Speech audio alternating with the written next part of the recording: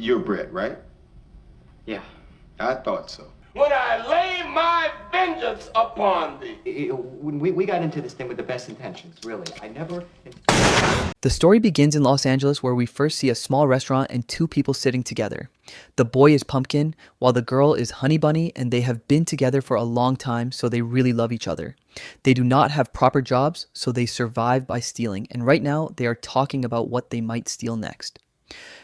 I'm not gonna kill anybody. I don't want to kill anybody either. First, Pumpkin suggests that they could rob a bank, but Honey Bunny quickly disagrees and says that a liquor store might be better. After that, they even think about robbing the restaurant they are in, yet they realize the place might not have enough money. Suddenly, an idea comes to them because the people sitting around probably have cash in their pockets, and so they start planning to take it. After a short discussion, they finally agree and look at each other, smile, kiss, and then suddenly stand up with their guns out, telling everyone not to move while staying where they are. Earlier that morning, two hitmen named Jules and Vincent are introduced. They work for a dangerous gangster called Marcellus Wallace, and they are sent to get something important from another gang, which is kept in a briefcase. When they reach the apartment, they see that the man they are after is not alone, and others are there as well. So Jules starts talking in a strange way, which confuses everyone. Hamburgers. Hamburgers! The cornerstone of any nutritious breakfast. He keeps asking questions, yet when he does not get answers, he shoots without hesitation, while Vincent stays calm but also shoots when needed. Although they are different, both are dangerous, and as they continue one by one, they kill everyone, and finally, Vincent takes the briefcase. When he opens it, a bright shining object inside makes him pause for a moment, but then he closes it and leaves. Later, the scene moves to a club where Wallace is with a boxer named Butch, who is strong and dangerous, so everyone bets on him. Wallace tells Butch he must lose the fight today, while Jules and Vincent arrive at the club in new clothes carrying the briefcase. Jules goes to the restroom, meanwhile Vincent stays behind, and Wallace drinks at the counter as Vincent gives him the briefcase. Wallace is extremely happy and soon he leaves, saying that his wife Mia is home alone. He tells Vincent to make sure she is not bored, and Vincent promises that he will. Before going to Mia, Vincent stops at his friend Lance's place to get some strong drugs, and Lance gives him an injection that makes him high, so he is ready for the night. When he reaches Mia's house, he notices she is already high from earlier drugs. She asks where they're going, and he says to a great club with food and music. As soon as they arrive, they eat and start talking, and when Vincent asks about Mia's work, she begins to explain. Mia is an actress, and she begins telling Vincent about her acting career while they sit at the club. She admits that she has not done anything big yet and mostly spends Wallace's money, while Vincent does not say much about himself. You think I can have a sip of that? Be my guest. After some time, the music starts and Mia points out that this club always has a dance contest where couples go on stage and the best dancers win a prize. She asks Vincent to dance with her, saying it will be fun, so he agrees. They both are still high from earlier when they go on stage and start dancing, and everyone loves their moves. In the end, they even win the prize and their high grows stronger. Vincent steps into the bathroom to think about what to do next while Mia notices his coat on the floor. She checks the pockets and finds some powder, thinking it is just a normal drug, like the ones she usually takes, but it is actually the same dangerous substance Vincent used earlier. Without thinking, she snorts it, and instantly things go terribly wrong. Mia faints, and her condition gets worse as blood comes from her nose and foam from her mouth.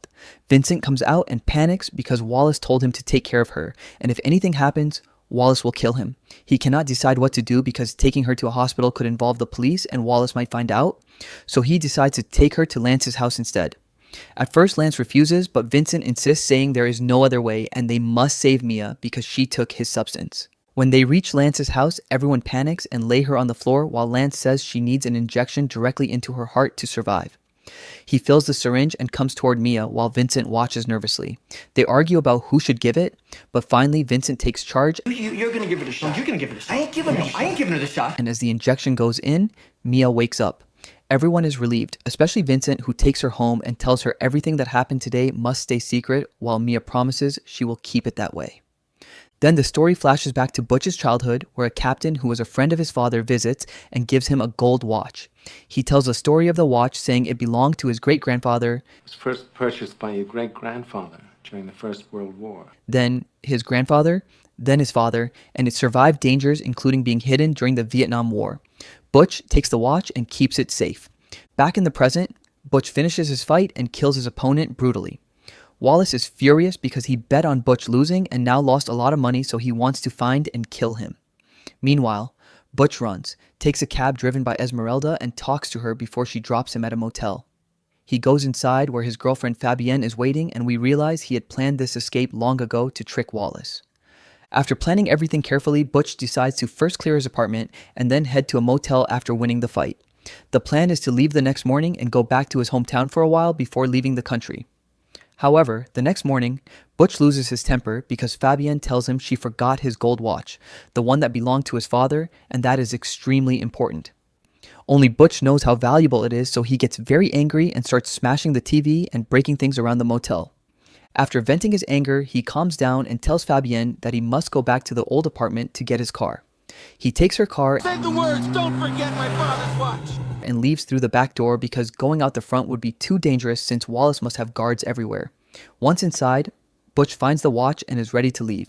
Yet he suddenly sees a machine gun and realizes someone is trying to kill him. He grabs the gun and then hears a bathroom flush, so he hides nearby and sees Vincent coming out. Butch shoots him and then wipes the fingerprints from the gun before leaving carefully so no one suspects he was there. As Butch drives, he suddenly sees Wallace ahead and knows he will not let him live. He accelerates, hits Wallace with his car, and drives away while Wallace is badly injured but alive. Butch's car crashes too and he gets hurt. Injured, he leaves the car and runs while Wallace chases him. After a while, he enters a secondhand store owned by Maynard and explains the situation, but then Wallace comes in with a gun and a fight starts. Before anyone is hurt, Maynard holds them at gunpoint and takes them to his basement, where he calls his brother Zed. In the basement, Butch and Wallace see another man tied up and realize Maynard and Zed are psychopaths who kidnap people, hurt them, and sometimes kill them. Wallace is taken to another room and attacked while Butch watches. He frees his hands, fights back, knocks out the man, and rushes upstairs. He hesitates, hearing Wallace call for help because if he helps, Wallace might try to kill him later, yet he cannot leave him in danger. Then Butch notices a samurai sword, grabs it, and runs downstairs. Inside, he kills Maynard, then attacks Zed. Maynard is dead, but Zed is still alive.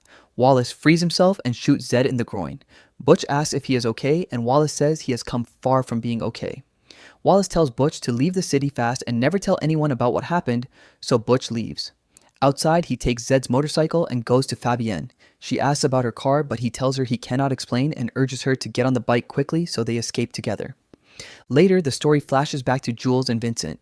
They had gone to get Wallace's briefcase, and after killing everyone, they are angry because someone dared to steal it.